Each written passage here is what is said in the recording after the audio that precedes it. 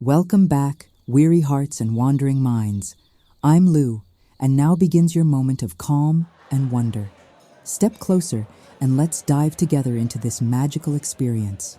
On a quiet night, the kind of night when even the wind seems too lazy to bother, a rumor drifts through the taverns of the kingdom. A simple man saved an entire village by accident. And of course, no one can agree on whether he was a hero or simply the most disastrously unlucky soul ever to walk the Old Oak Road. Pull up your chair, settle near the hearth, feel the warm glow brushing your face. Take a slow breath, because tonight we follow the footsteps of Lyrian Thorn, a young man with a natural talent for trouble, and his infuriatingly perfect older brother, Sir Corvin Thorn, the knight everyone praises as if he were a living legend. Corvin lights up every place he enters with a smile. Lyrian trips in every place he enters with his own boots. And that is precisely why this story exists. It all began on a morning that should have been simple. A quick job, a wagon full of wool, and absolutely no trouble. But of course, nothing stays simple when Lyrian tries to help. And it was there, between rumors of a cursed forest, absurd grain taxes, and a merchant who talked more than a drunken bard, that fate decided to have a little fun. So relax. Listen to the soft crackling of the fire, feel your shoulders grow heavier and softer, and come discover how a boy who only wanted a moment of peace ended up becoming the hero no one asked for, and one he still doesn't quite understand himself. Take another breath. Let it out slowly. Now, let the world around you fade and step into the kingdom with me. You wake, in your mind's eye, inside a pale golden morning. The sky is the color of watered milk, and the sun is shy, hiding behind thin clouds. You can almost feel the chill in the air on your skin, the kind that makes your nose tingle and your fingers ache until they find the comfort of wool and warm breath. Out on the edge of the village of Highmarsh, a small wagon stands by the road, wheels muddy from yesterday's rain and piled high with bales of freshly sheared wool that smell faintly of lanolin and sleepy sheep. Lyrian Thorn is there, of course, trying to convince a stubborn old mare that today will be uneventful. Just a short trip, you hear him murmur, his voice soft and hopeful. Straight down the Old Oak Road, deliver the wool, come back. No fires, no explosions, no incidents. The mare snorts in a way that suggests she has known Lyrian far too long to believe that. You watch him in your mind. Brown hair that never quite lies flat, a shirt slightly too big at the shoulders, hands that are strong but always a little unsure where to be. He checks the ropes on the bales 3 times, knots and re-knots them, the way people do when their thoughts are louder than they want to admit. Breathe in gently. Imagine the smell of damp earth and old wood, the distant sound of a blacksmith's hammer, and the quiet hum of a village waking up. Because nearby, another presence moves with effortless grace. Sir Corvin Thorn. Corvin steps out of the Thorn cottage already polished by the morning. His armor is simple but well kept, a light travel cuirass instead of full plate, straps tightened just so, cloak pinned with a small silver brooch shaped like a soaring hawk. He moves toward the wagon, each footstep measured, assured, like a melody the earth already knows. Lyrian, he calls lightly, and you can almost feel the warmth in his voice, the kind that makes people turn and smile before they even realize why. Lyrian flinches, drops the rope, and nearly tangles his foot in it in the same motion. "I'm fine," Lyrian says quickly, as if answering a question no one asked. "Everything is under control." Corvin stops by the wagon, rests one hand casually on the side, and studies his younger brother with a look that is equal parts fondness and worry. "Under control," he repeats, and you hear the smile in his tone. "Is that what we're calling it this week?" You might smile a little inside too, because you know these two already somehow. You've met their shadows in your own life, the one who shines and the one who trips in his own light. Take a breath. Let your chest rise and fall slowly.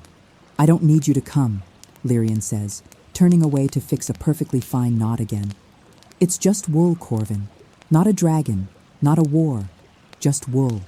Corvin glances toward the distant line of trees, where the old oak road disappears into the mouth of the forest. Beyond that forest lies the village of Red Willow, where the wool is to be sold. But in the last few weeks, stories have slunk down from the hills. Stories of shadows moving between the trunks, of voices that don't belong to any throat, of lights that blink like eyes in the deeper dark. Just wool, Corvin agrees softly, and a road that passes right by the edge of the cursed forest. Lyrian stiffens. It's not cursed, he says, too quickly. It's misunderstood. The forest, as if listening, remains perfectly still in the distance, a dark green line smudged with fog. You can almost feel it watching. Corvin takes a step closer to his brother, dropping his voice so only he, and you, listening by the fire, can hear. Lear, he says gently. Mother worries. The rumors grow stranger every day. Let me ride with you. I'll be back by supper. You can still pretend you did everything alone, if that helps your pride. Lyrian's shoulders tense, then sag. You can hear the tangled knot of his heart without anyone having to say it. He is tired of being helped. Tired of being the one who always needs watching. But he is also tired of being afraid. Your own chest softens a little, because you know that feeling too, don't you? That strange place between wanting to prove yourself and wanting someone to walk beside you in the dark. Lyrian sighs. Fine, he mutters, but no heroic speeches, no saving anyone, no charging off into danger. We go to Red Willow, we sell the wool, we come back, quietly. Corvin bows low, hand to heart, playing the obedient knight. As you command, master of wool and caution. You almost hear Lyrian's reluctant laugh, the kind of laugh that loosens something in the chest. The mare snorts again, this time as if she approves. Take another slow breath. Feel the reins in your hands, even though they are only imagined. Feel the wooden seat of the wagon beneath you, the creak of wheels as they begin to turn. Together, Lyrian and Corvin climb aboard, and the wagon rolls onto the old oak road. The kingdom awakens around them as they travel. You see it in your mind, fields of barley, heads heavy with promise, workers bending and straightening in a rhythm older than any song. Children run along the fences, chasing one another with sticks that are clearly, definitely, absolutely swords. Birds scatter from hedges as the wagon passes, wings flashing white and brown. Somewhere, a church bell rings, its sound drifting softly through the air, like a prayer that forgot its words but kept its hope. Lyrian holds the reins and thinks far too hard about how to hold them. Corvin sits beside him, relaxed, one hand on his knee, the other idly resting on the hilt of his sword, as if danger were a conversation that might or might not start today. You've been quiet, Corvin says after a while. Unusual for you. Where are you wandering in that head of yours? Lyrian shrugs, eyes on the road. Just thinking. Dangerous habit. About the taxes, Lyrian adds, ignoring his brother's grin. If the Lord of Red Willow keeps raising them, people will stop planting. They'll leave. Corvin tilts his head. You've been listening again. To the merchants, to the farmers, to the old women in the market, Lyrian says. Everyone talks. No one feels safe. They say the Lord is afraid of something in the forest, and he compensates by squeezing everyone else. He hesitates. Do you think that's how fear works?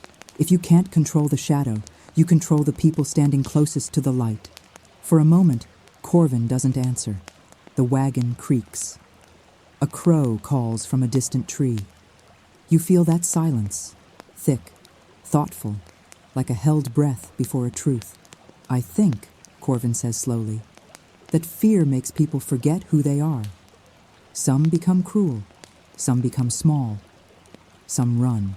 The brave ones, he adds, glancing sideways at his brother, learn to walk into the shadow without letting it swallow their heart. Lyrian smiles faintly, but doesn't look at him. That sounds like something a knight would say, he mutters, very tidy, very polished. Corvin chuckles. Well, It does look good on banners. You might feel a little warmth at that, not because the answer is perfect, but because it's honest enough to leave a door open in your own chest. As the road winds on, the land changes.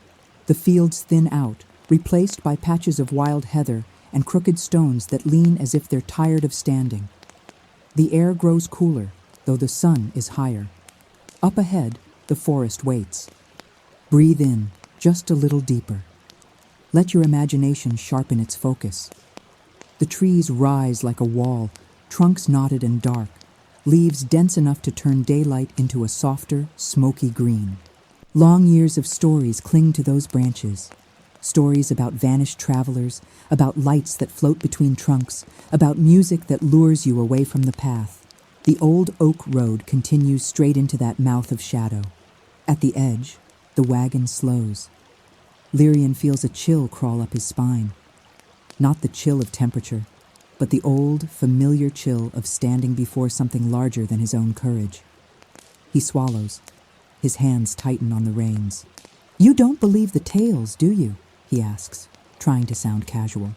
Corvin takes in the forest with a long, calm look.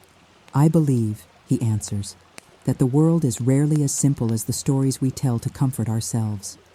Some things in there are just wind and branches. Some are more." Lyrian snorts nervously. "That doesn't help." "It's not meant to," Corvin says gently. "It's meant to keep you awake." You feel that idea sink into you a little too. This notion that not everything unknown is meant to be solved quickly. Some things are meant to keep you paying attention. The wagon rolls forward. Inside the forest, the sound changes. The clatter of hooves is softened by thick layers of fallen leaves. Birdsong becomes rarer, replaced by the distant knocking of woodpeckers and the whisper of branches rubbing together in the high, unseen wind. Light breaks into pieces as it comes through the canopy, falling in scattered coins of gold on the road. You can almost hear your own breath among the sounds, slow, gentle, part of the forest's listening. Lyrian tries to focus on the path. Left curve, right curve, low branch, fallen log. But his thoughts keep slipping to the stories. They say there's an old magic here, older than the kingdom, older than the road itself. A magic that doesn't care for titles or armor or perfect smiles. A magic that sees the truth of a person and answers only to that. He wonders, briefly and painfully, what such a magic would see in him. A clumsy boy? A constant burden? Or something he hasn't met yet? Before he can tumble too far into that thought, the wagon clatters over a root that snakes across the road like a sleeping dragon's spine. The jolt is sharp. One of the bales, poorly stacked at the very top, shifts. You see it in slow motion in your mind, the bale tipping, tilting, and then tumbling right off the wagon. "Wait! No!" Lyrian yelps, pulling the reins. The mare rears, offended. The wagon lurches. Corvin reaches for the reins, but his hand catches only air. The bale hits the ground, bursts its binding, and suddenly the quiet forest road is a chaos of tumbling wool, white fluff rolling like clumsy clouds across the path. The mare panics, trying to step away from the invading fluff. The wagon's back wheel hits another root. The entire world jolts sideways. If you were sitting there, you would feel your stomach drop, your hands flail for anything solid, your breath catch. Lyrian loses his grip. He slips off the seat, landing hard on the road with a strangled shout. The reins fly from his hands. For a suspended heartbeat, everything is noise and motion. Then, a sharp whistle. Corvin's voice, firm and steady, cuts through the chaos like a blade through rope. "Whoa, easy girl!" The mare, who has heard that voice in battle and in storm, snorts and stamps but slows, shuddering as she comes to a halt. The wagon creaks, then settles. Wool lies everywhere, great pale tufts scattered across the road and into the underbrush as if the sky has shed pieces of cloud. Lyrian sits in the dirt, hair full of leaves, a smear of mud on his cheek. He looks at the ruined bale, then at the scattered wool, then at his brother. "Under control," Corvin says lightly, offering him a hand. Lyrian stares at it for a heartbeat, then lets out a breath, half laugh, half groan, and takes the hand. As he rises, something shifts in the shadows beyond the road. Not the movement of branches, not the flutter of a bird. You feel it before you see it. A prickle at the back of the neck, the sensation of being watched by something that does not blink. Lyrian freezes. "Did you hear that?" he whispers. Corvin's smile fades. His eyes sharpen. "I heard," he answers quietly. "Stay close to the wagon." You hold your own breath now, as if the forest might hear you too. Between the trees, a faint light moves, pale, wavering, like a lantern held by an invisible hand. It glides between trunks, stopping, starting, as if unsure whether to approach or flee. Corvin's hand goes to his sword. Lyrian, heart pounding, takes one small step closer to the cart, fingers brushing the rough wood as if it could anchor him to sense and safety. The light pauses, hovering at the very edge of the road. For a moment, everything is still. The forest listens. You listen. Some old, quiet part of you leans forward.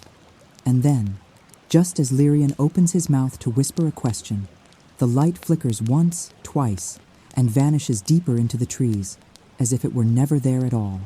Silence returns, thick and almost humming. Corvin exhales slowly. "The tails grow teeth," he murmurs. Lyrian swallows, his thoughts a tangle of fear, curiosity, and a strange, stubborn pull in his chest toward the place where the light disappeared. He doesn't know it yet, but that small, uncertain glow will change everything. For him, for Corvin, and for the village that will one day argue in taverns about whether Lyrian Thorn was a hero or a disaster. For now, though, he only knows this. He is tired of being afraid, and tired of not understanding who he truly is beneath all the accidents and apologies. Take a final breath with this moment, in and out. The wool must be gathered. The wagon must be set right. The road still waits. But deeper in the forest, something has noticed them. Something old, something watching. And as the brothers begin to collect the scattered wool, you feel the story leaning forward, like a candle flame drawn toward a quiet, inevitable wind. This is where we leave them for tonight's first step. On a road wrapped in shadow and rumor, two brothers, one wagon, and a light that should not exist. On the forest road, time slows down. You can feel it in your own breath, in and out. Quiet, present, listening. For a while, the only sounds are the soft rustle of leaves overhead, the occasional snap of a twig underhoof, and the brothers' boots brushing the ground as they move among the scattered wool. Lyrian crouches to gather loose tufts, his fingers sinking into the softness. Each handful feels like holding a small, quiet cloud, a piece of light that somehow fell to earth and is waiting to become something warm. He tries to focus on the simple task. Pick up, shake off leaves, stuff back into the torn bale. But his mind keeps drifting to that strange, pale light in the trees. It had looked so fragile, like a lantern seen through tears, and yet there was something steady at its core, a sense of purpose under all the wavering, like a soul that had forgotten its name, but not its direction. Corvin works nearby, raking wool together with the flat of his hand, calm and efficient. He hums under his breath, a wordless tune that seems to fold the forest noise into something kinder. "Do you think it was a will-o'-the-wisp?" Lyrian asks at last, because his thoughts begin to buzz if he keeps them to himself too long. "Maybe," Corvin replies, "or a trick of the light, or someone's lantern, or something older, watching to see what we would do." He says it easily, but you can hear the weight beneath the words. Lyrian brushes dirt off a bundle, jaw tight. "If it was older, it didn't feel angry," he murmurs. "Just curious, like it was waiting for someone." Corvin straightens, wool in his arms, and studies his brother's face. "The forest has its own ways," he says softly. "It remembers things we forget, stories, promises, names. But remember this, Lyrian, not every light deserves to be followed." You might feel that line settle inside you too, like a stone dropped gently into still water, because there are lights in your own life that call to you, some leading to healing, some to hurt dressed as wonder. Lyrian nods, but the knot in his chest doesn't quite loosen. It felt like it could see right through me, he says, voice low, almost embarrassed. Past the clumsiness, past every mistake, and it was still there. Corvin hesitates. The forest breathes around them, branches shifting overhead with a sigh of moving air. I have seen battlefields lit by dawn, he says quietly. I have seen men who thought they were strong collapse under the weight of their own fear. Listen to me, Lear. Magic, real magic, does not waste time on empty hearts. If something old chooses to look at you, it is because there is something in you worth looking at. Lyrian blinks, caught between wanting to believe and being afraid to. He laughs it off because laughter is safer than hope. Or maybe it just wanted the wool, he mutters. Corvin smiles. Then we are fortunate it didn't demand taxes. You might smile too, the kind of small, sleepy smile that softens your face in the dim firelight. The last of the scattered wool is returned to the road. They salvage what they can, tie up the torn bale with new knots that hold better than the first. As they work, Lyrian keeps finding his gaze pulled toward the trees where the light disappeared. Something in him whispers, "Go look." Another part, older and more cautious, whispers back, "Stay where it's safe." You know that argument, don't you? Between the self that wants to grow and the self that wants to stay untouched by any risk of failure. At last, Lyrian gives in to the restless ache of curiosity. "I just want to see," he says suddenly, straightening. "Just to the first line of trees. If there's someone there, a lost traveler, a lantern, anything, shouldn't we know?" Corvin's jaw tightens, but he reads the stubbornness in Lyrian's eyes. He has known that look since his brother was small and insisted on climbing trees twice his height. "I'll go," Corvin offers. "You stay with the wagon." Lyrian's spine stiffens. "I'm not a child, Corvin." "No," Corvin says softly. "You're not." He glances toward the road behind them, empty, then ahead, still, shadowed, quiet.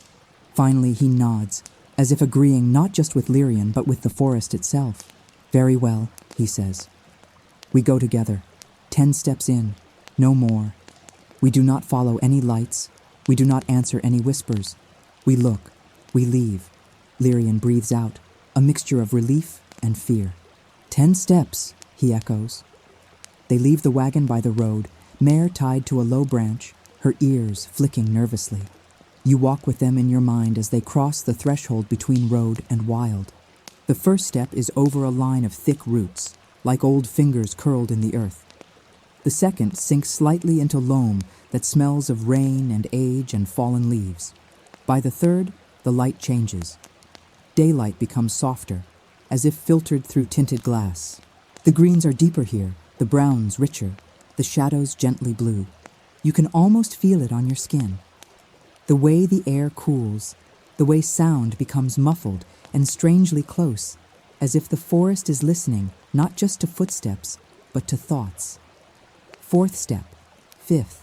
Each one feels like walking through layers of time. There are marks on some of the trees, old carvings of spirals and lines, half hidden by moss. Once, long ago, someone stood here with a knife and the desire to talk to whatever lives in roots and branches. Sixth step. Seventh. Lyrian's breath is shallow now, not from effort, but from the weight of being somewhere he has only ever heard about in warnings and whispered tales. Eighth. A small breeze touches his face, cool and smelling faintly of wet stone and distant water. Ninth. He feels, just for a heartbeat, as if someone is walking beside him who is not Corvin. Someone older, someone made of shadow and light woven together like thread. 10th. They stop. Before them, half buried in ferns and fallen leaves, stands a stone. Not a boulder, not a grave marker, but something in between. Waist high, smoothed by ages, its face carved with symbols that glow faintly like embers beneath ash. You see it as if you were there. A circle, a line cutting through it, a small star near the center. Lyrian feels a tingling race over his skin. "What is it?" he whispers. Corvin studies the stone with a solemn gaze. "An old ward," he says. "A boundary mark. I've seen drawings in the castle library. They were used before our kings to mark places under protection of something bigger than men. Light against shadow, shadow against greed, a promise carved into stone. The faint glow pulses once, so softly you almost doubt you saw it." Lyrian takes half a step forward, drawn. There is no voice, no clear message, only a feeling that this place remembers him from long before he was born, as if destiny is not a straight line, but a circle that sometimes brings certain souls back to the same door over and over until they are ready to knock. "Lear," Corvin says quietly. His hand rests lightly on his brother's sleeve, not restraining, just reminding. "We said 10 steps. Lyrian swallows. The air tastes of moss and mystery. He reaches out, almost without thinking, and lets his fingertips brush the edge of the stone. The glow brightens for a heartbeat, just one, then settles again, as if acknowledging and accepting his touch. In that instant, you feel what he feels. Not a voice, but a warmth spreading from his fingertips, up his arm, into his chest. A sense of being seen, not for what he has done, but for what he could become if he ever stopped believing he was only an accident. Then it passes. The forest remains, quiet and watchful. Corvin exhales, a slow breath he didn't know he was holding.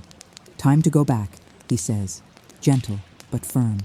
Lyrian nods, still dazed. As they step backward, retracing their path to the road, you might notice how the world feels slightly different now. The trees no longer seem only threatening. They feel like witnesses. The shadows are not just dark. They're deep, full, and deep things, though they can be dangerous, are also where roots grow. Back on the road, the wagon waits. The mare flicks her ears as if scolding them for taking so long. Lyrian climbs back onto the seat, his movements slower, more thoughtful.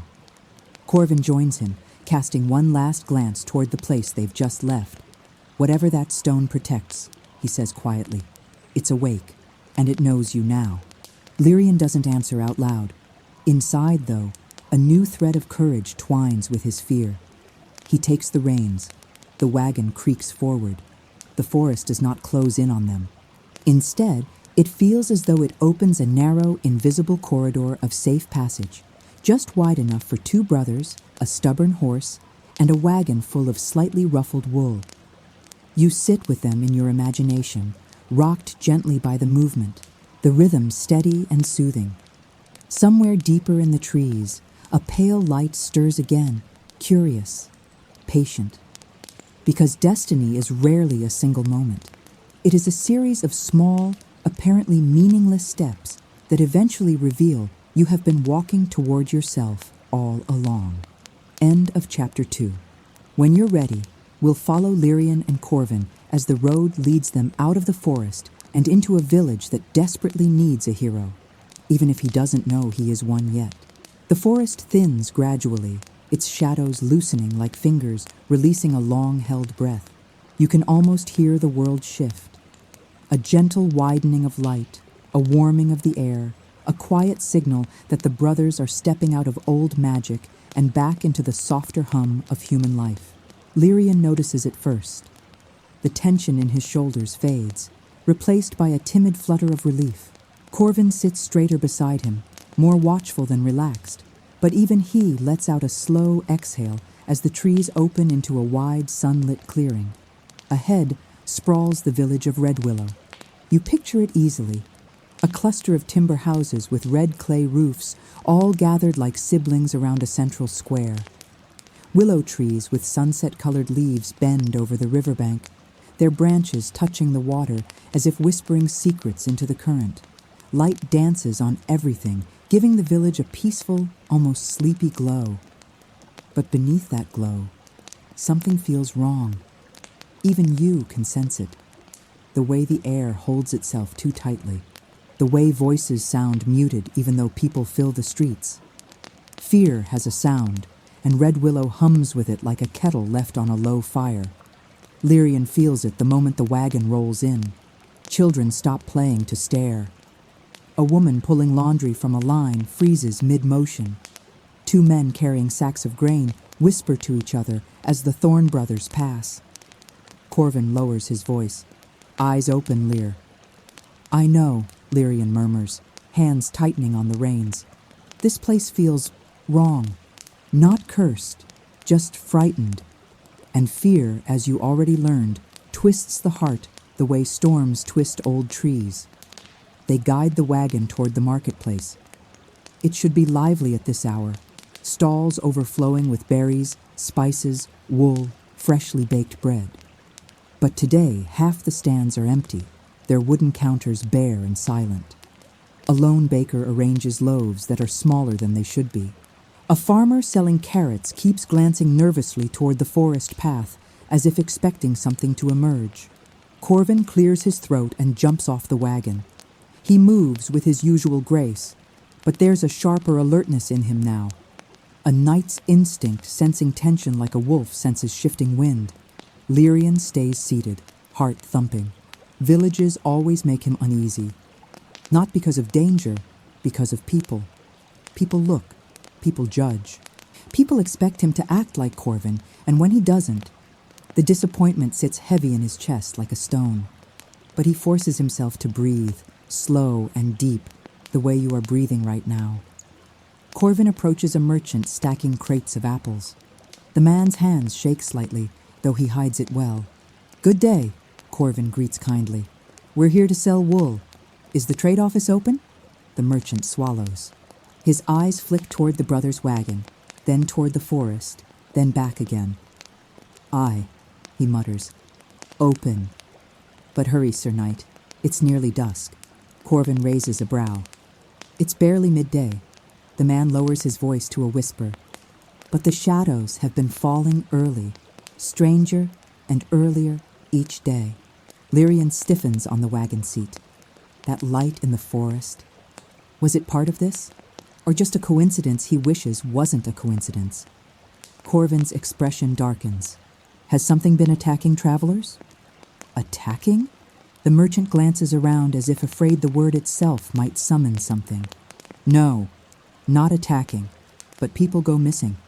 Livestock vanish from fenced fields, and he hesitates, then leans closer.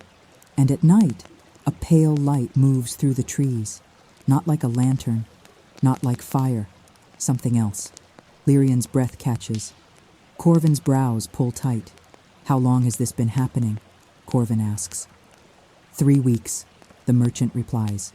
Right after the Lord raised the taxes again. Claims he needs more guards, but the guards won't go near the forest. And we pay because what choice do we have? The man's voice cracks, and you feel it.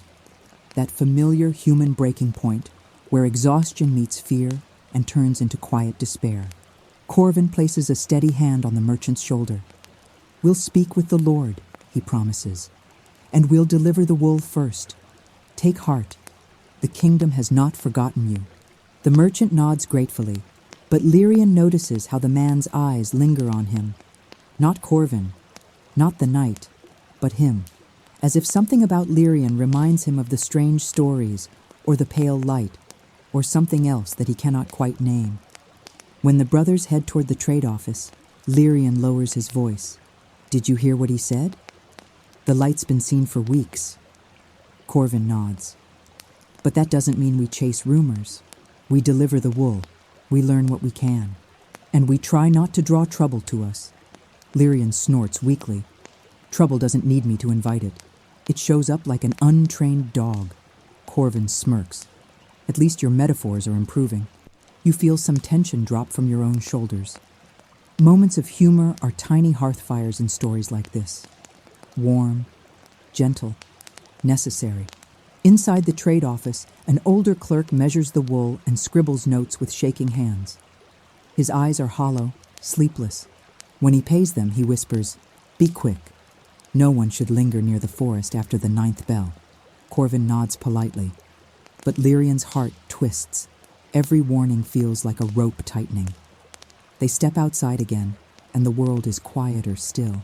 Too quiet, like a village holding its breath. As they prepare to leave, a young girl with tangled red hair runs up to Lyrian while Corvin ties the last rope. "Sir," she whispers, "are you the man from the forest?" Lyrian blinks. What? You touched the stone, didn't you?" A rush of cold goes through him. His mouth goes dry. "How do you—" But the girl steps closer, eyes bright and trembling. "The forest chooses," she says softly. "It always chooses, and it's waking up again."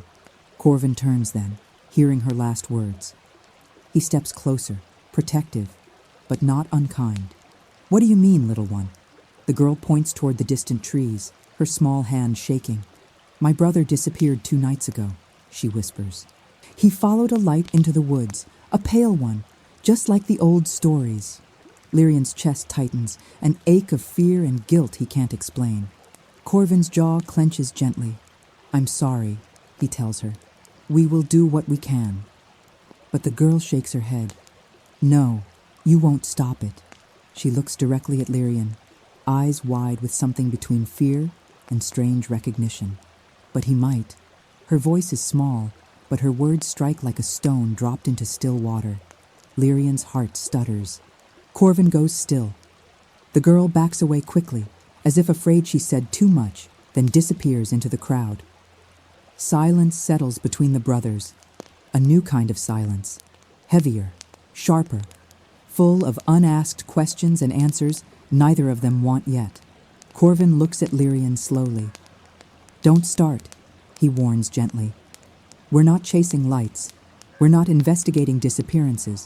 We're delivering wool and going home." But Lyrian can't stop staring at the trees, not with the memory of that pale light still alive in his chest like a quiet ember. "Corvin," he breathes. "What if the light isn't harming people? What if it's calling them?" "For what?" Corvin asks. "For help?" Lyrian doesn't know, but something inside him whispers, "Yes, you feel it too." That instinctive pull toward mystery, toward truth hidden under fear. The wagon creaks, the wind shifts, a willow branch sways as if beckoning. Corvin sighs. "Let's get the horse ready," he says. We ride home before the bells. But Lyrian's eyes never leave the forest line, and the forest does not look away either. In the dimming light, you could swear something moves behind the trees. Soft, pale, patient, waiting. Not for Corvin, not for the villagers, but for Lyrian Thorn. The sun leans lower over Red Willow, spilling long, slanting beams across the square as if the light itself is trying to hold on a few moments longer. You can feel it, that quiet hour between afternoon and evening, when shadows grow long and thoughts grow louder. Lyrian stands by the wagon, hands resting on the wooden rail, eyes fixed on the edge of the forest.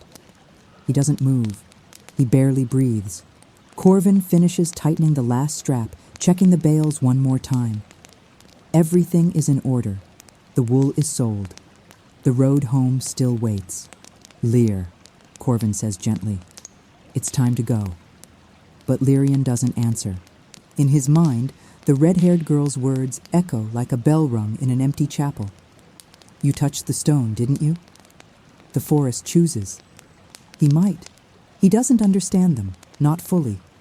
But they have rooted inside him, and roots are very hard to ignore. "Lyrian." Corvin's voice is closer now, a steadying presence at his side. Lyrian swallows, his throat tight. "What if we're meant to stay?" he whispers. Corvin pauses. "Stay? Just one night," Lyrian says. "To see what happens after the 9th bell, to see the light again, to understand why people are vanishing." There it is. The thought he's been circling around like a frightened bird around a window it's afraid to fly through. Corvin's brows draw together. "You heard the man at the trade office. You heard the merchant. Their fear is not a tale, Lear. It's real. And fear makes people desperate. Desperate people make foolish decisions. I won't risk you for a rumor and a glow in the trees." Lyrian's chest burns, not with anger, but with something more fragile. The ache of always being the one protected, never the one allowed to step into danger on purpose. You think that's all this is? He asks quietly. Just foolish curiosity? Corvin hesitates. You can feel the weight of that hesitation, the way love and duty pull him in opposite directions. I think, he says slowly, that you are kind, and kind hearts are the easiest for the world to break. You see someone in need, and you run toward them even when your hands are empty. That's brave, Lear. But bravery without a plan is just a prettier word for disaster. Lyrian looks away, jaw tightening. You're not wrong, he whispers, but it still feels like running away if we leave now. You know that feeling, don't you? When doing the sensible thing feels strangely like betrayal. Not of others, but of something awakening inside you. Before Corvin can answer, a bell rings. Once, twice, thrice. The sound carries over the rooftops, clear but hurried, as if the bell itself is nervous. Villagers lift their heads. A woman pulls her child closer. Stall owners begin to close shutters, hands moving fast with long-practiced routine. It's too early for curfew, Corvin murmurs. Maybe the shadows are falling early again, Lyrian replies. The sky is still bright, but there's a strange undertone to the light now. A faint dimming at the edges, like a storm thinking about coming closer. A town guard strides into the square, helmet slightly crooked, eyes scanning the scene with jittery impatience. You there, he calls to the brothers. Lord Halvern's orders. All travelers must register before dark. No one leaves after the 7th bell without a signed writ. Corvin's expression changes. Not anger, but a quiet, careful sharpness. New law? He asks. New as of last week, the guard says. Too many vanishings. Too many frightened folk. The Lord wants every head counted. No exceptions. Lyrian feels it then. The faint, unmistakable tug of fate. Had they arrived a week earlier, they could have left freely. But now, to leave, they must step deeper into Red Willow's troubles. Corvin nods calmly. Very well. We'll speak to Lord Halvern. The guard snorts softly. You and half the village. He's not exactly receiving visitors with tea and cakes these days. Still, he points toward the hill where a modest stone manor overlooks the red-leafed willows. Lyrian and Corvin exchange a look. Well, Lyrian murmurs, trying for humor, you wanted a plan. Meeting the Lord seems like the beginning of one. Corvin sighs. You're enjoying this far too much. I'm terrified, Lyrian corrects softly. But I'm also tired of turning away. If the forest is waking up, if the light is tied to all this, I need to know. Don't you? Corvin doesn't answer. He doesn't have to, because you can feel it too. That pull toward the truth. Underneath his caution, Corvin is just as curious, just as unwilling to let this village drown quietly in fear. They leave the wagon in a small inn stable at the edge of the square. The innkeeper, a round-faced woman with kind but worried eyes, accepts their coin and presses 2 small charms into Lyrian's hand.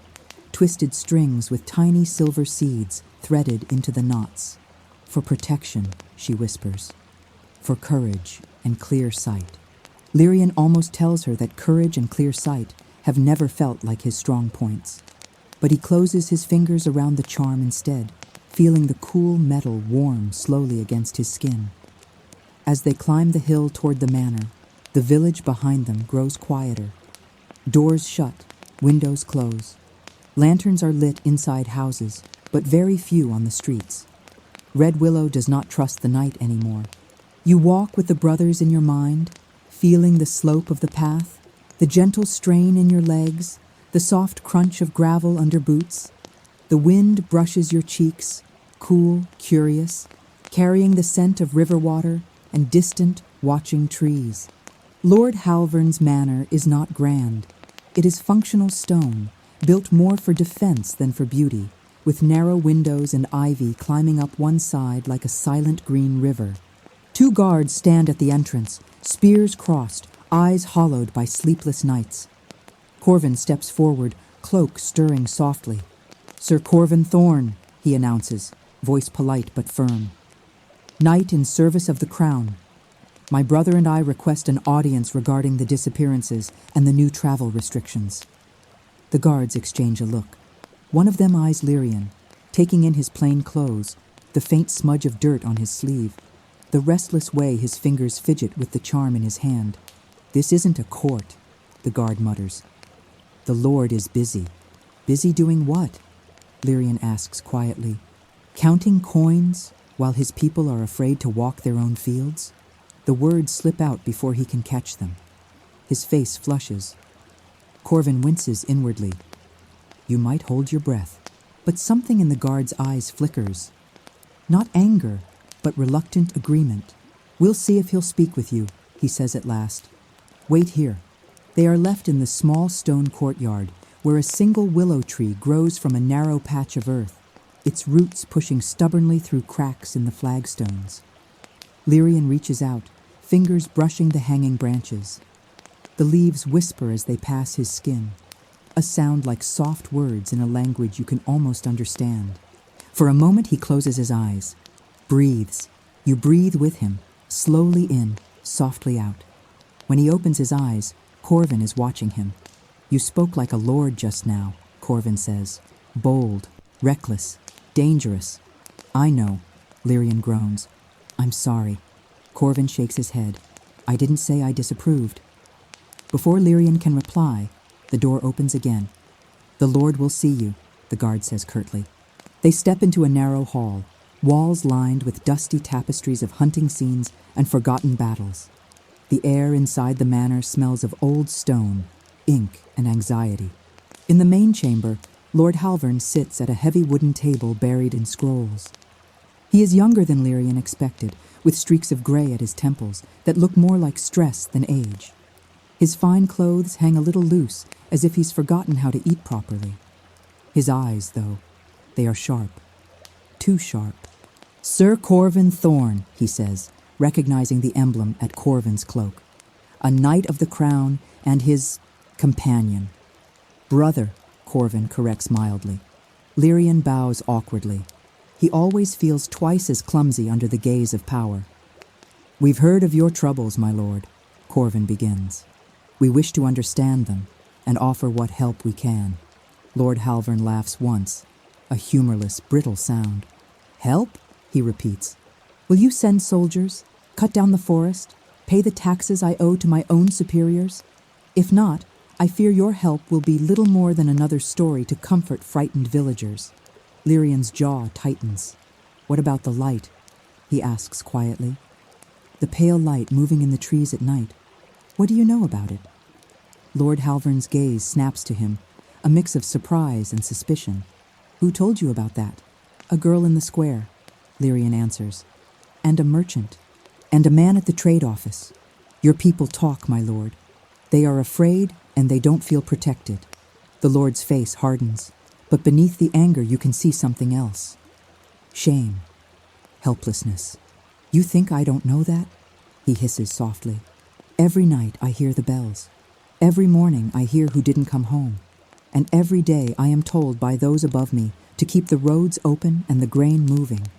So I raise taxes to hire more guards, but the guards refuse to go near the forest, and the people curse my name because it's easier than cursing whatever walks beneath those trees. Silence settles heavy in the room. You feel it on your own skin, the suffocating tangle of fear, duty, and guilt. Lyrian steps forward before he can talk himself out of it. What if, he says, voice low but steady, you didn't try to fight the forest with coin and swords? What if you listened to it instead? Lord Halvern stares at him as if Lyrian has just suggested he negotiate with thunder. And how? The Lord asks slowly. Does one listen to a forest that steals people in the night? Lyrian opens his hand, revealing the charm the innkeeper gave him. The same way you listen to anything else that's older than you, he says softly. With respect, with boundaries, and with someone it has already noticed. Corvin turns his head sharply. Lord Halvern narrows his eyes. And who? The Lord asks, voice quiet as a drawn bowstring. Does this forest notice? Lyrian feels a shiver run from his heart down to his fingertips. He remembers the stone, the glow, the warmth that spread through his chest like a promise taking root. He lifts his gaze. "Me," he says. The word hangs in the room. Small, steady, irreversible. You feel it too, like stepping over a threshold you can't uncross. For the first time, Lord Halvern really looks at him.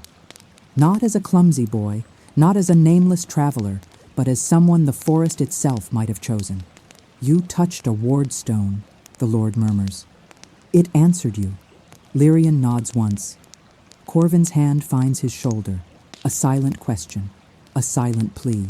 "Then it seems," Lord Halvern says slowly, "that Red Willow's fate and yours, Lyrian Thorn, are already entangled." He leans forward, eyes suddenly bright with desperate hope. "If you truly wish to help," he whispers, "we may have no choice but to let the forest finish what it started with you." A chill runs through you, through Lyrian, through the very air in the chamber. Outside, the bells begin to ring again, marking not just the hour, but the quiet moment when an ordinary life tips into something far more dangerous and far more true. When you're ready, we'll step with Lyrian into the night that follows and see what answers the forest is willing to give. Night comes early to Red Willow. Not in the way night normally comes, with gentle dimming, soft shadows, and the slow quieting of the world. No. Here, darkness leans in like a secret, whispered before anyone is ready to hear it. The sky dims in uneven patches, as if a giant hand smudged charcoal across the horizon. Lanterns flicker to life long before the 9th bell, their flames dancing nervously as though aware of something unseen watching them. You feel it too, a subtle prickling at the base of your neck, a hush settling over the village like an invisible snowfall. Corvin, Lyrian, and Lord Halvern stand near the manor window as the last streaks of daylight fade. The hall is lit by only 2 candles, their glow small but steady, casting warm pools of light in an otherwise shadowed room. Lord Halvern speaks first. "You must not wander after dark," he says, voice heavy with a warning worn down by repetition. "I won't have 2 more names added to the list of the missing." Corvin nods. "As long as we are here, my lord, your people will not face this alone." But Lyrian feels something different. A slow, persistent pull, like a hand gripping his heart and guiding it toward the forest's edge with gentle, undeniable insistence. He isn't reckless. He isn't brave. Yet something in him stirs. A quiet courage he never expected to find, burning beneath all his fear like a small hidden star. Lord Halvern sets down his quill. His eyes, ringed with exhaustion, hold both suspicion and hope as he studies Lyrian. "You touched the ward stone," he says softly. "Most who try feel nothing at all. Some feel a sting, as though rejected. Only a handful in a generation feel warmth." Lyrian looks down at his hands. They still remember the pulse of light that traveled through his fingers, the warmth that was not his own, yet somehow felt like it belonged to him. "What does it mean?" he whispers. Lord Halvern shakes his head. "If the stories are true, the forest marks those whose hearts align with its old magic, the brave or the lost." Corvin's hand lands firmly on Lyrian's shoulder. He's not lost, but Lyrian isn't sure. Not anymore. That gentle glow beneath his ribs feels suspiciously like a lost thing, finding somewhere to belong.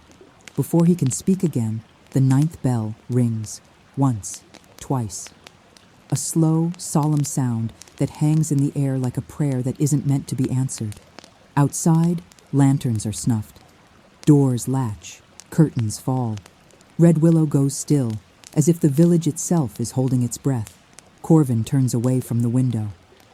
"Lyr, this is where we stay put. No wandering, no following lights. We wait until morning." Lyrian nods. He understands. He really does. But then, something moves. A faint glow barely visible beyond the manor wall, soft as moonlight, gentle as a memory. It pulses once, a soft heartbeat of light, and Lyrian feels it inside him. A stirring in the same rhythm, as if responding to a call only he can hear. Corvin doesn't notice. Lord Halvern is already gathering documents. But Lyrian steps closer to the window, breath caught in his throat. Something in the dark watches him, not with malice, not with hunger, with recognition. He swallows. Corvin. His brother turns. What is it? Lyrian lifts a hand, finger trembling as he points toward the trees. The light returns, brighter this time, hovering between the trunks like a lantern carried by invisible hands. Corvin stiffens instantly. Lord Halvern mutters a curse under his breath. It's been coming closer each night, the Lord whispers. But never this close to my door. Lyrian's heart beats faster. It followed us? Corvin steps between Lyrian and the window, instinctively protective. No, it watched you, he says, voice low and unwavering. And now, it wants something from you. Lyrian's breath shivers. You can feel it too. That strange mixture of fear and pull. Lord Halvern grabs his cloak. We cannot stand here. The manor walls won't stop whatever that is. Come, downstairs, now. They follow him through narrow corridors lit by dim lanterns. The manor creaks with age, stone settling like the throat of a sleeping giant. Every step echoes too loudly, every shadow feels too deep. When they reach the main hall, Lord Halvern stops abruptly. The front door is cracked open, just an inch, but enough. A sliver of darkness stares in, cold night air seeping like a slow exhale. Corvin's eyes sharpen. I close that behind us. Lyrian's stomach drops, not in fear, but in recognition. Something invited them, or invited him. Lord Halvern rushes forward, slamming the door shut, throwing both locks across the wood. His voice trembles when he speaks again. That light is no lost spirit, no wandering soul. It is something ancient. It is looking for something it remembers, or something it wants to remember again. Corvin grabs Lyrian's arm. We're not going outside. We waited out. Do you hear me, Lyr? Lyrian swallows hard. Yes. He hears. He understands. He knows it is dangerous. He knows this is exactly the kind of decision he's not supposed to make. And yet, the charm in his pocket warms suddenly, like a tiny ember flaring to life. Lyrian gasps softly. He pulls it out, and the silver seed glows faintly in his palm. Corvin's eyes widen. Why is it doing that? I don't know, Lyrian whispers. But it feels like it's answering something. Then, 3 knocks, not on the door, on the window. Tap, tap, tap. Soft, rhythmic, almost polite. Lord Halvern goes rigid. Corvin steps between Lyrian and the sound. But Lyrian feels a tug in his chest, as if a silver thread has been tied from his heart to something waiting just beyond the glass. He takes a step forward. Lyrian, Corvin snaps. No! But Lyrian's voice is barely a breath. It's calling me. Tap, tap, tap. Corvin grabs his arm. You step toward that door, and I'll drag you out of this village myself. Lyrian shuts his eyes. His heartbeat pounds like soft thunder. Not in fear, but in recognition.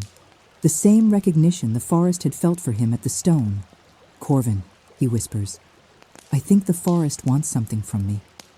I think it always did. Corvin's voice breaks slightly. And what if it wants you dead?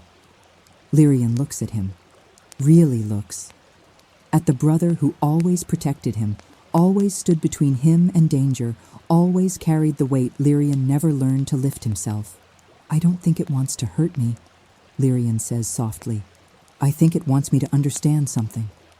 Tap, tap, tap. The light outside the window brightens softly. Not a threat, not a lure, a call, a whisper. A pull from the oldest part of the forest to the deepest part of Lyrian's soul. Corvin shakes his head, voice sharp with fear. You are not going outside, Lyr.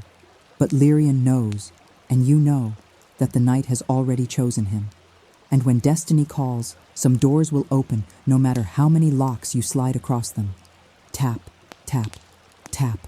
The sound is soft enough to be mistaken for a branch brushing glass, yet steady enough to feel intentional, purposeful, calling. Lyrian stands frozen in the main hall, heart fluttering like a frightened bird caught between 2 windows. one of safety, one of destiny. The glow outside brightens, painting faint silver strokes across the edges of the shutters. Not harsh, not hungry, just present, waiting. Corvin tightens his grip around Lyrian's arm. His knuckles whiten, his breath sharpens. "You're not going to it." Lyrian doesn't argue, but his chest aches as if something inside him is leaning toward the night with quiet, desperate longing. Lord Halvern shifts his weight uneasily. He pulls a tapestry closed over the window nearest the tapping, hands trembling, not from age, but from a fear so worn down it has become part of him. "That light has taken enough from this village," he mutters. "I won't allow it to take any more."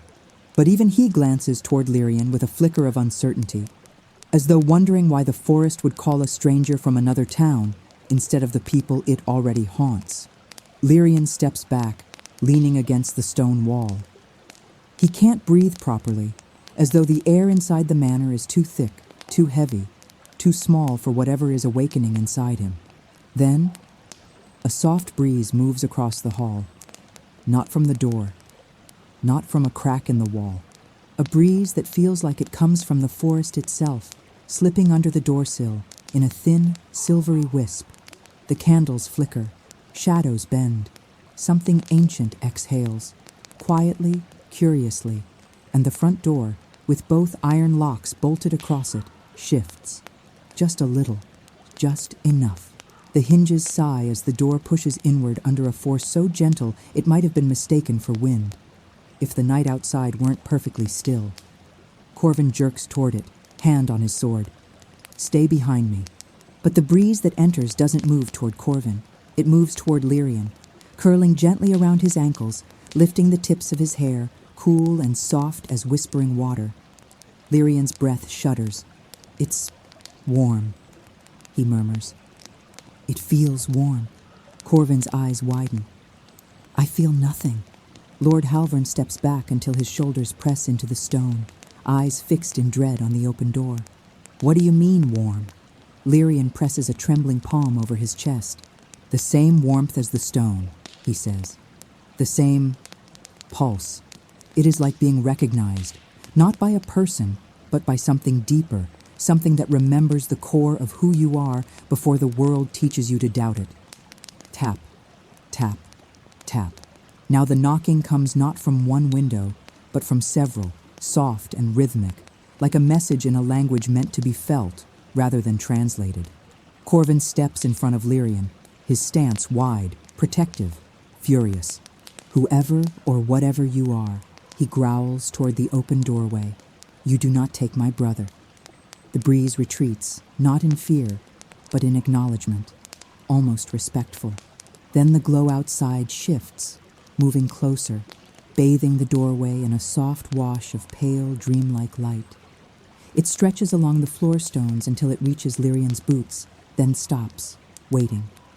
Lyrian whispers, "I don't think it came to take me." Corvin turns sharply. "What makes you think that?" "Because..." Lyrian swallows hard. "Because if it wanted to, it would have done it already. It's not pulling, it's inviting." Corvin stares at him as though Lyrian has gone mad. "An invitation into the dark." His voice cracks. "Lyrian, that is worse." But Lyrian shakes his head slowly. "It doesn't feel like darkness. It feels like it wants me to remember something." The glow pulses once, soft, not demanding, present. Lord Halvern sinks into a chair, a man carrying too many regrets. "I've seen brave men follow that light," he murmurs. "None returned." Lyrian's voice softens. "Did any of them touch the wardstones?" Silence. Halvern looks up, startled. "No," he whispers. "They tried, but the stones stayed cold for them." Lyrian's heartbeat thuds like a drum. He knows, deep down, without needing to be told, that something old recognized him. Not Corvin, not the Lord. Him. The door creaks wider. Beyond it, the village lies silent, homes shuttered tight, lanterns dimmed. The forest waits, not with hunger, not with threat, with patience, like a teacher waiting for a student to gather courage on the first day of a lesson that will change everything. Corvin grips Lyrian's shoulders. "Look at me," Lyrian does. The fear in Corvin's eyes is real and sharp. Not fear of the forest, but of losing the person he loves more than his own life. "You are not ready," Corvin whispers. "You don't understand what that thing wants. We wait for dawn, together." Lyrian's throat tightens. A part of him wants to obey, wants to stay small, safe, unnamed. But the warmth inside him, not fire, not light, but something gentler, stirs again. Like a memory of who he could be if he ever dared to step forward instead of backward. He places his hand over Corvin's. "I'm terrified," he whispers.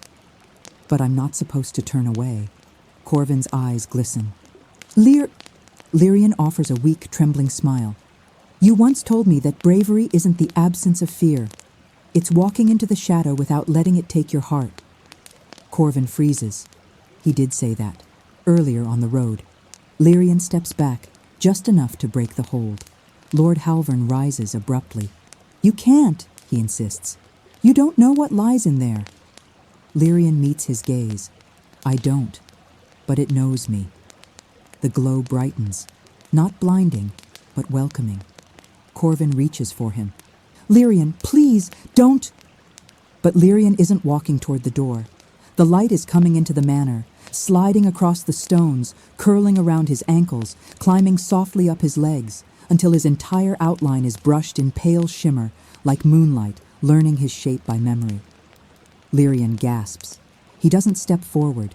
His body is lifted, gently, weightlessly, not pulled, not dragged. Lifted, as though the light itself has cupped him in its hands the way a parent might lift a child from a riverbank. He floats a foot off the ground, eyes wide, breath trembling in wonder and disbelief. Corvin roars, "Put him down!" and draws his sword. The blade glints, but the light doesn't flinch. It neither attacks nor retreats. Instead, it wraps Lyrian in a soft halo and slowly lowers him back to the floor. When his boots touch stone again, the light withdraws, not disappearing, but drifting toward the door, pausing, waiting for him. As if to say, "You are ready to walk now. I needed you to feel that first." Lyrian steadies himself. Corvin stares, speechless, fear and awe warring in his eyes. Lord Halvern steps forward, voice barely above a whisper. "The forest has chosen."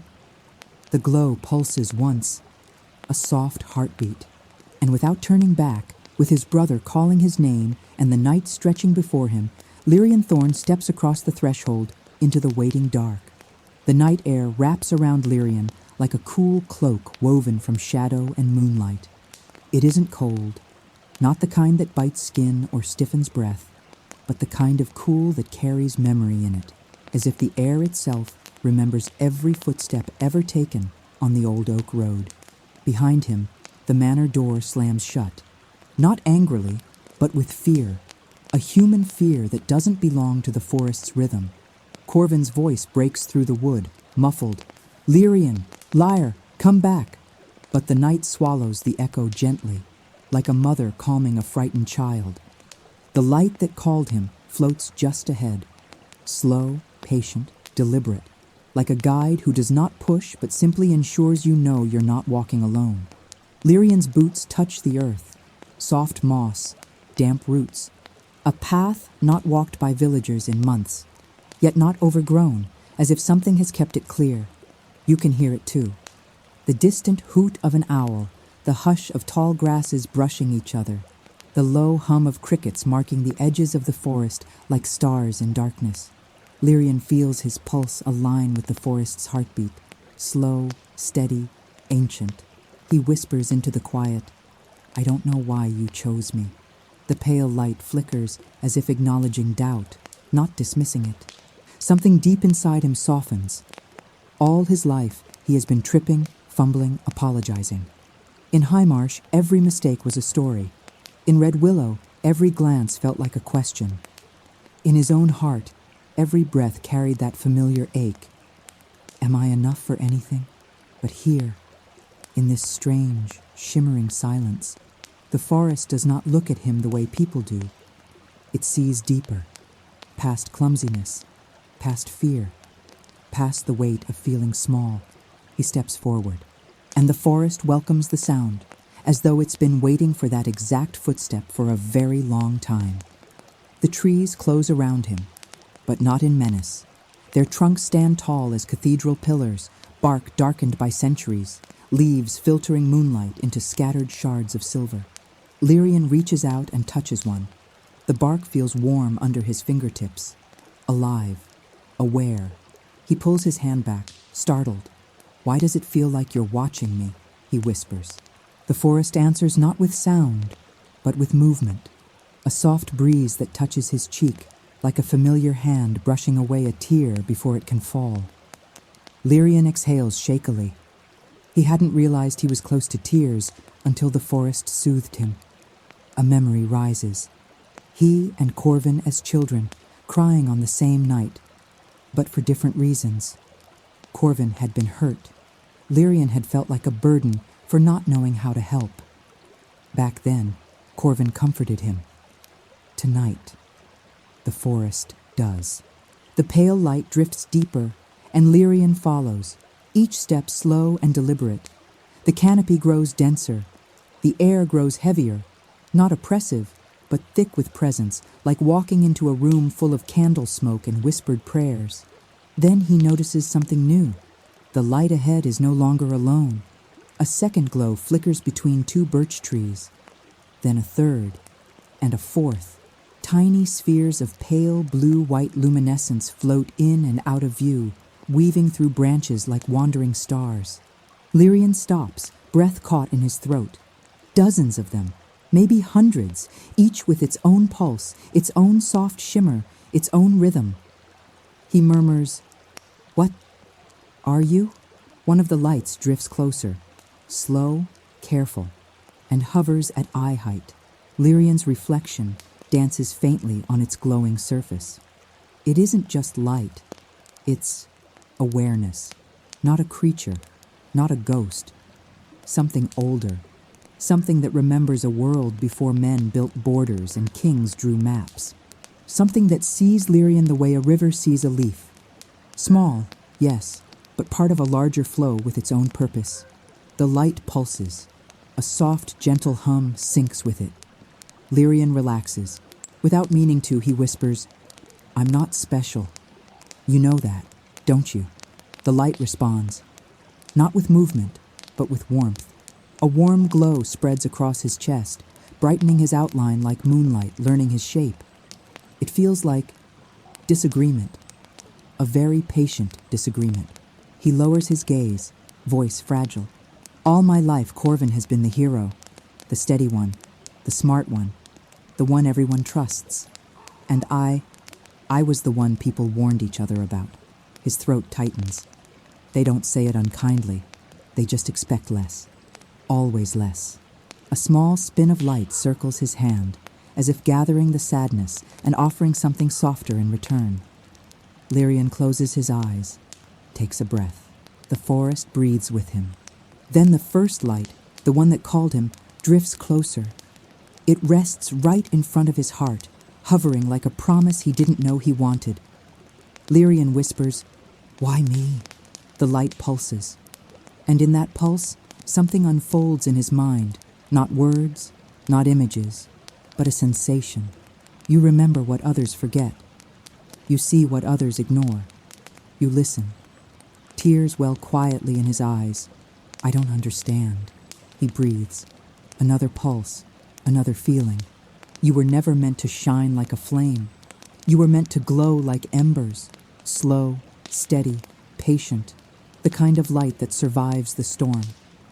Lyrian's knees weaken. He presses a hand to a tree to steady himself. The bark warms under his palm, answering like an old friend who does not need words to comfort a wounded heart. A rustle comes from deeper in the woods, not threatening, but significant. As if something larger, older, stirs awake. The lights part slightly, forming a gentle path. Lyrian wipes his eyes. "I'm supposed to follow, aren't I?" The forest answers with a hush that feels like a nod. He takes a step, then another. The lights follow him, ahead of him, around him, a constellation made only for him. Deeper and deeper he walks until the trees widen into a clearing lit entirely by the floating glow. In the center, a stone, a tall one, twin to the ward stone he touched earlier, but older, its markings brighter, alive with soft, ancient magic. The moment he sees it, his heart quickens, not in fear, in recognition. He whispers, "I've been here before." But he hasn't. Not in this body, not in this life. And yet, the clearing remembers him. The lights gather, forming a circle around the stone, their glow rising like breath. The forest grows silent, waiting, calling. Lyrian steps forward and touches the stone. Warmth floods him, familiar as a memory he never lived. And a question forms in his mind, gentle but immense. Do you wish to know who you truly are? Lyrian's breath shivers. All his life, he has felt small. But this moment feels big enough to swallow the sky. He whispers, "Yes." The stone brightens. The lights surge upward like stars returning to the heavens. The forest breathes in, and Lyrian's story begins to wake. The clearing holds its breath. You can feel it, that soft tightening of the air right before something ancient and long silent finally decides to speak again. Lyrian stands before the tall ward stone, his fingertips resting on its glowing surface. The warmth spreads slowly, like dawn creeping across a sleeping valley. It doesn't burn, it doesn't shock, it simply invites. Like a door opening inward into a room he has never entered, yet somehow knows by heart. The lights orbit around him, slow and weightless, their soft pulses syncing with his breath in a rhythm older than language. A hum rises, not sound but sensation, deep in the bones, like the forest is vibrating with quiet recognition. Lyrian closes his eyes, and the world shifts. At first, it feels like sinking gently underwater. The air grows thicker, the forest sounds fade, and a faint ringing takes their place. The ringing of distant bells, but not the bells of Red Willow. These are older, clearer, full of something close to grief and something closer to hope. Then the vision forms, not sharp, not neat, like memory viewed through a pool of rippling water, but clear enough. Lyrian gasps. He stands, or rather the memory stands, in this same clearing, but centuries earlier. The trees are taller, the stone brighter, the air thick with young magic that hums like a living heartbeat. A figure kneels beside the stone, not human, not fully, tall, graceful, clad in woven leaves and moonlit silver, skin like pale bark, hair long as falling water, eyes glowing with that same soft light that led Lyrian here tonight. An elder of the first kin, the ancient forest guardian spoken of only in myth. Lyrian feels his breath catch, not in fear, in awe. The elder places a hand on the stone exactly where Lyrian's hand rests now. And when he speaks, Lyrian doesn't hear words. He hears intention, like meaning, pressed gently into the space between heartbeats. The world forgets what we remember. The light fades, but the seed remains. When the forest grows quiet, another will come with the same listening heart. The elder lifts his head. His glowing eyes turn not toward the memory, but toward Lyrian, as if he sees him through time. Lyrian stumbles back a step. The vision ripples, but doesn't break. The elder stands slowly, gesturing to a young sapling growing at the edge of the clearing. A thin trunk, barely alive, its leaves trembling even without wind. This tree carries the old promise. It will not wake for those who seek power. It will not answer those who seek glory. It will open only to the one who seeks understanding. The light intensifies. The sapling glows faintly. The elder touches it with reverence. To the one with the quiet heart, the forest will reveal its truth. The vision shifts again, rippling outward like circles expanding from a dropped stone. Time passes in moments, trees growing thicker, villages rising and falling, storms reshaping the canopy, humans carving paths that cut through the forest like scars. And the sapling grows, slowly, stubbornly, silently, until it becomes a great, towering oak, the same one that stands now, its roots wrapped around the wardstone like a guardian's arms. Lyrian's gaze drifts upward in the vision, and then downward, toward something carved into the tree's bark long ago. A symbol. A circle split by a vertical line with a small star at the center. The same marking that answered his touch in the earlier wardstone. The symbol pulses, and suddenly, the elder's voice returns closer now, like a whisper against Lyrian's ear.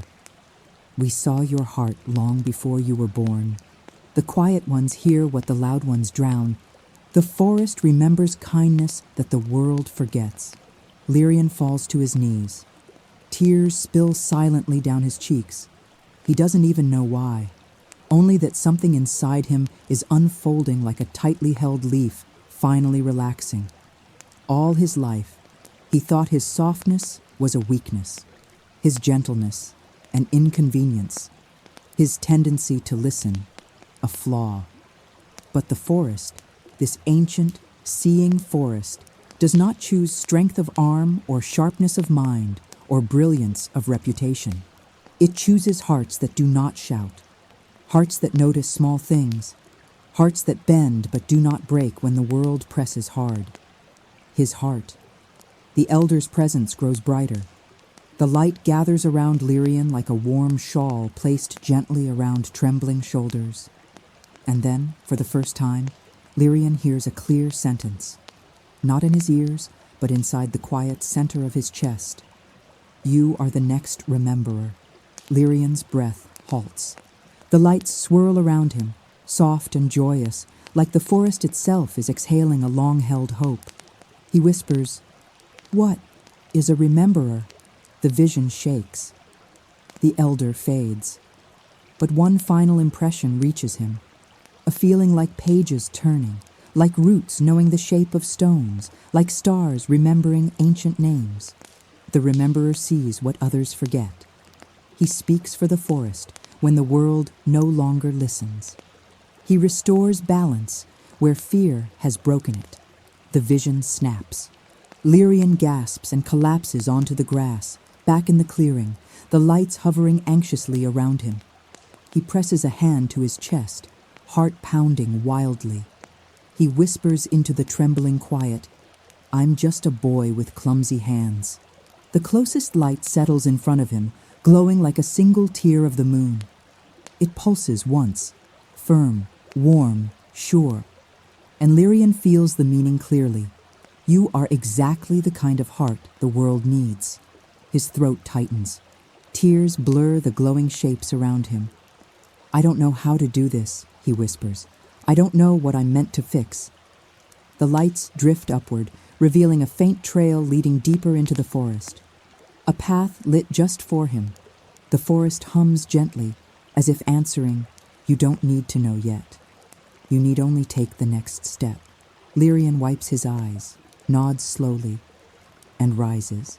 With the light circling around him, with the ancient oak watching like a guardian, with destiny humming in the roots beneath his feet, Lyrian Thorn, the boy who thought he was nothing, takes the next step into the deeper heart of the forest.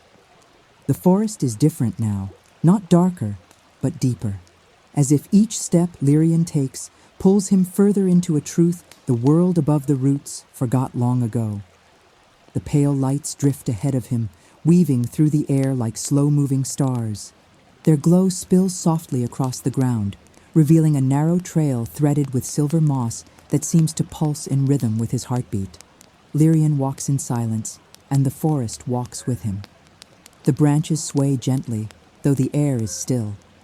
Leaves whisper and tremble as though passing messages from tree to tree.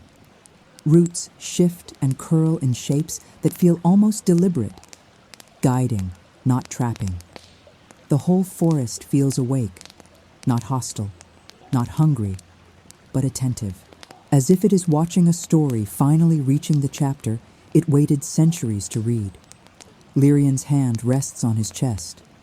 The warmth from the stone has not faded. It lingers there, a steady ember reminding him that he has been chosen, whether he understands it or not. But beneath the new warmth lives an older ache, the ache of uncertainty. He whispers into the quiet, his voice barely more than breath. I don't know how to be whatever you think I am. A soft hum answers him, one of the floating lights circling his shoulder in a slow, comforting loop. Not scolding, not correcting, simply reminding him that doubt is part of the path. Lyrian follows the trail until the trees open into a long corridor of tall trunks, straight, solemn, standing like ancient sentinels.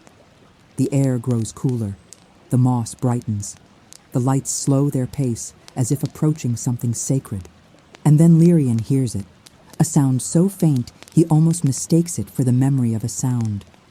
Water, not rushing, not pouring, but singing, a slow silver melody like moonlight translated into sound.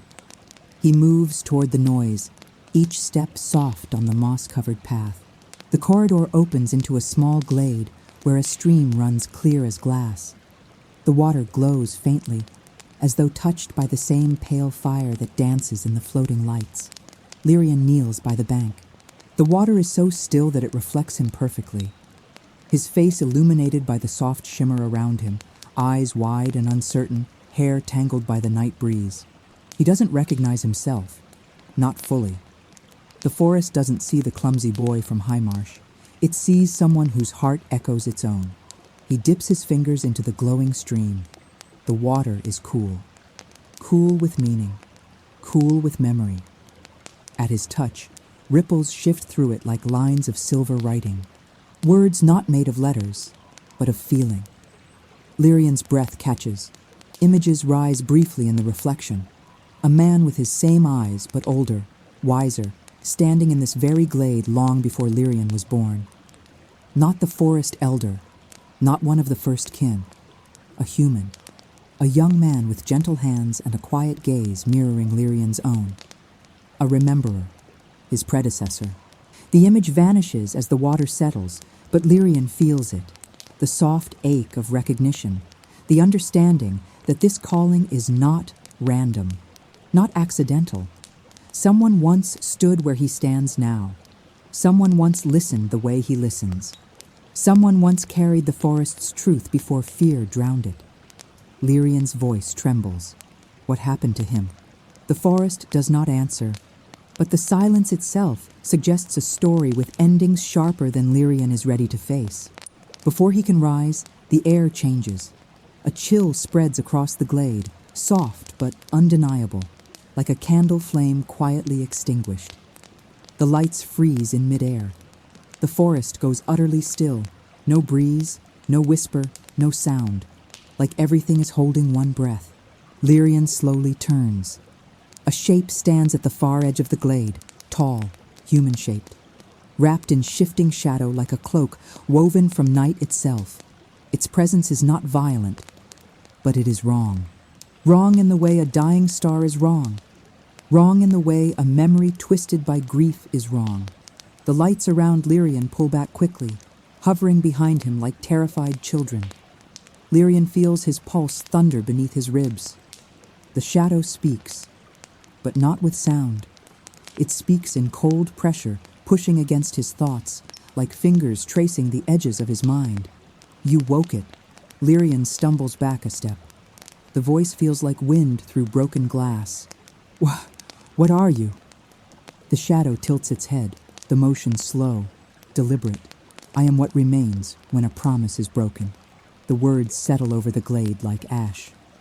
Lyrian grabs the nearest tree for balance. His breath fogs in the air, though the night is not cold. The shadow continues, its form flickering like a flame sputtering in rain. The rememberer before you failed. Lyrian's blood drains from his face. Failed? What does that mean? How? Why? The shadow takes a step forward. The moss beneath its feet wilts black. He broke the balance. He let fear guide him. He trusted the wrong hearts. Lyrian shakes his head. tears burning behind his eyes. No, he wouldn't. He did. The voice crashes through him, cold and merciless. The floating lights tremble violently, their glow dimming as if afraid to shine in the shadow's presence. Lyrian's throat tightens. He whispers, "I'm not him." The shadow leans forward, not with hunger, but with a strange, horrible familiarity. "You are him reborn." Lyrian's heart stops. "No. You carry his fear, his longing, his doubt, his unfinished promise." The words slam into him like waves against stone. Lyrian stumbles backward, knees buckling. He falls into the moss as the lights move protectively to form a weak barrier between him and the shadow. The shadow lifts one hand, a shape more suggestion than flesh. "I knew your name before you were given it." Lyrian's breath shatters. His name. His name. "You knew my predecessor," he whispers. Were you the one who—" The shadow's form shivers as though remembering something painful. "I was his mistake." The glade darkens. Even the glowing stream dims. Lyrian stares at the shadow, heart pounding so hard he feels each beat in his fingertips. "What do you want from me?" The shadow steps closer. The lights scatter like leaves. To finish what he couldn't. Lyrian's entire body trembles. "I don't even know what I'm meant to do," he whispers. "I don't understand any of this." The shadow bends its head, and for the first time its voice cracks. A sound like grief, or longing, or something broken trying to remember how to be whole. "You will." It lifts an arm. The forest surges, wind rushing through trees with sudden fury. Not against Lyrian, but against the shadow. Light flares around him like a shield. The shadow recoils, snarling in silent frustration. "Stop!" Lyrian cries, covering his face as the glade explodes with clashing light and darkness. "Please, stop! Just tell me, what am I meant to do?" The shadow freezes and whispers, through wind, through roots, through the trembling bones of the night, "Restore the balance." Then, with a final shudder, it dissolves into the earth like smoke being swallowed by soil. The lights rush to Lyrian, wrapping him in soft warmth, trembling with fear and relief. Lyrian sobs once, unable to hold the weight of destiny and grief and revelation pressing down on him. He whispers into the trembling quiet, "I don't know how to save a forest." A soft pulse answers him, faint but sure. "You won't have to do it alone." End of chapter 9. When you're ready, Danny, we step into the final chapter, where truth, danger, and destiny converge in the heart of the ancient forest. The glade trembles long after the shadow disappears beneath the earth. The lights drift anxiously around Lyrian, their glow flickering like candle flames shaken by a soft storm. Lyrian kneels in the moss, breath unsteady, hands trembling against the ground as if trying to hold himself steady in a world that suddenly feels too big, too ancient, too full of truths he never asked to carry. But then, the forest exhales, softly, warmly, like a mother's hand touching a child's back after a long night of tears. The trees stop shivering, the air warms again, the lights stabilize, their glow returning like fireflies rediscovering their courage. And Lyrian slowly lifts his head. The moss beneath him glows faintly, reflecting the warmth now pulsing in the center of his chest. A warmth that no longer feels like fear or confusion or doubt. It feels like truth, like purpose, like the forest whispering, "Stand." Not because you're unafraid, but because you're ready. Lyrian rises to his feet. He wipes the tears from his cheeks, feeling strangely steady despite the trembling in his hands. The lights gather in front of him, forming a small guiding arc. Not pulling, simply showing the path. At the edge of the glade, the roots of the ancient oak shift, just slightly, revealing a hollow beneath the tree. Inside the hollow sits a sphere, pale and shimmering like a piece of fallen moonlight. Lyrian steps closer, breath soft. Something inside him already knows what this is. The forest's heart, the memory of its balance. The last piece the previous rememberer lost, when fear fractured him. Lyrian whispers, "Is this what he failed to protect?" A light pulses in answer. Yes. He reaches into the hollow without hesitation, not because he is fearless, but because he finally understands that fear does not disqualify a heart. Sometimes fear is what teaches a heart how to hold things gently. His fingers brush the sphere. Warmth floods his palm, spreading through his arm, his chest, his ribs, until his entire body glows softly with the same quiet fire that pulses through the forest. His vision blurs, not from power, from understanding. The shadow, the broken remnant, was not evil. It was grief, a memory twisted when the last rememberer failed to trust the forest and tried to force answers through fear. Lyrian closes his eyes. He whispers, for both himself and the one who came before, "I'm sorry." And the sphere brightens, not punishing, not demanding, forgiving. Then it dissolves into light, flowing into Lyrian's chest like water returning to a river. The ground hums beneath him. The trees shift. The air warms. The forest glows. Balance restored. The old promise renewed. The rememberer reborn, not as punishment or burden, but as bridge. Lyrian gasps, stumbling back. The lights swarm around him, joyful now, flickering in small, excited bursts. Everywhere he looks, the forest answers. Roots glow softly. Leaves tremble with gentle warmth. The stream brightens like silver dawn. The entire forest breathes in harmony again. And Lyrian stands at its center. He whispers, "I'm still just me." A single light floats to his forehead, touches him once, and pulses gently. That is enough. The journey back to Red Willow feels lighter, calmer, as if the entire forest has stepped aside to let him pass unharmed. The pale lights drift beside him only until the edge of the trees, then pause, as if bowing farewell. Lyrian stops, smiles softly, whispers, "Thank you for trusting me." The lights pulse one last time, like a silent blessing, before fading gently into the canopy. He steps out of the forest and into moonlit grass, and there, waiting at the edge of the trees, with red, tearful eyes and armor half-fastened, stands Corvin. The moment he sees Lyrian, Corvin's knees nearly give out. "Lyrian!" He rushes forward, arms wrapping so tightly around Lyrian that the breath leaves his lungs. Lyrian hugs him back, burying his face in Corvin's shoulder as relief breaks like a quiet storm inside both of them. Corvin pulls back just enough to cup his brother's face, eyes shining. I almost don't ever, Lyr, I can't lose you." Lyrian smiles, soft and tired, but brighter than ever. "You won't." Corvin frowns slightly. What happened in there?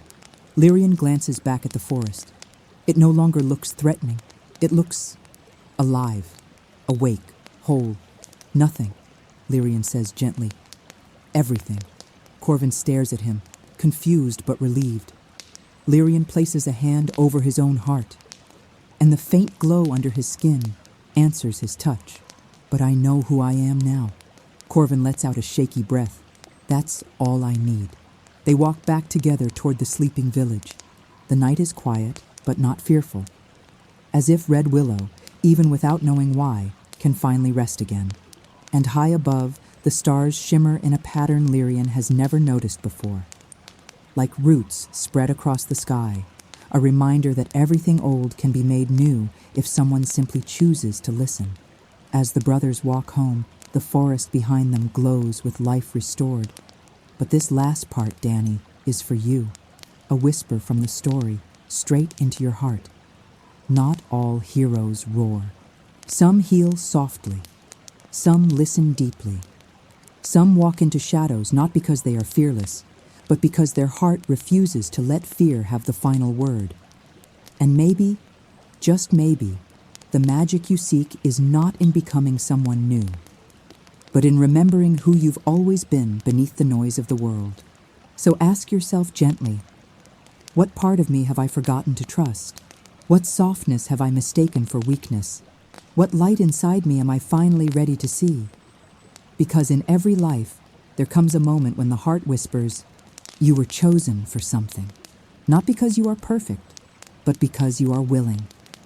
That is real magic, and it lives in you, quiet, patient, waiting for your next brave step. Thank you for walking with me through this enchanted kingdom. When your heart calls again, you know where to find me.